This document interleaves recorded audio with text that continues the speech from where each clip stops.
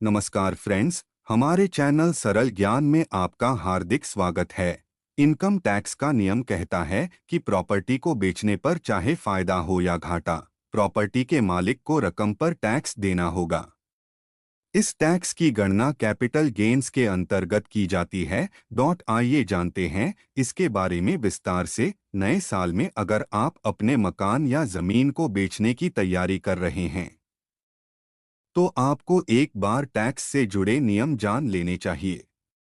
दरअसल मकान बेचने पर जो रकम आपको मिलती है उस पर भी टैक्स लगता है। इनकम टैक्स का नियम कहता है कि प्रॉपर्टी को बेचने पर चाहे फायदा हो या घाटा, प्रॉपर्टी के मालिक को रकम पर टैक्स देना होगा। इस टैक्स की गणना कैपिटल गेन्स के अंतर्गत की जाती है और इसे कैपिटल गेन्स टैक्स कहा जाता है।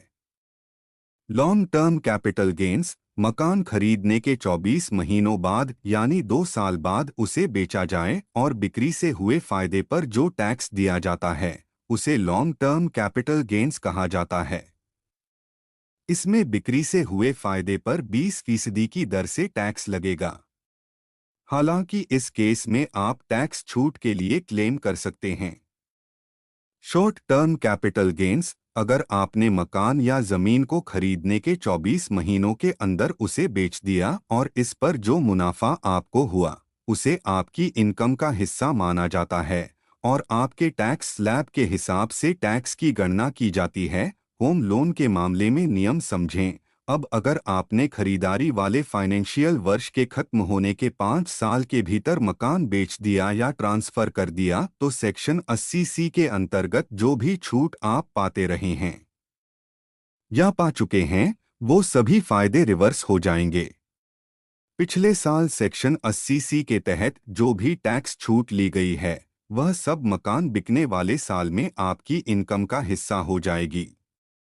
आसान शब्दों में समझें तो मकान बिक्री के साल आपकी टैक्स देनदारी बढ़ जाएगी। ऐसे ले कैपिटल गेन्स पर टैक्स छूट। राहुल कहते हैं कि मकान बेचने के बाद कैपिटल गेन्स पर टैक्स छूट लेने के लिए आप आयकर कानून के सेक्शन 54 का नियम देख सकते हैं।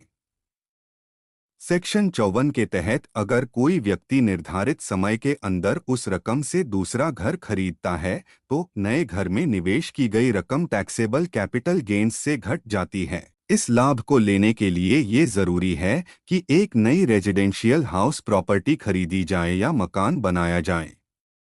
ये प्रॉपर्टी ट्रांसफर की तिथि के बाद से 2 साल के भीतर खरीदी जानी चाहिए।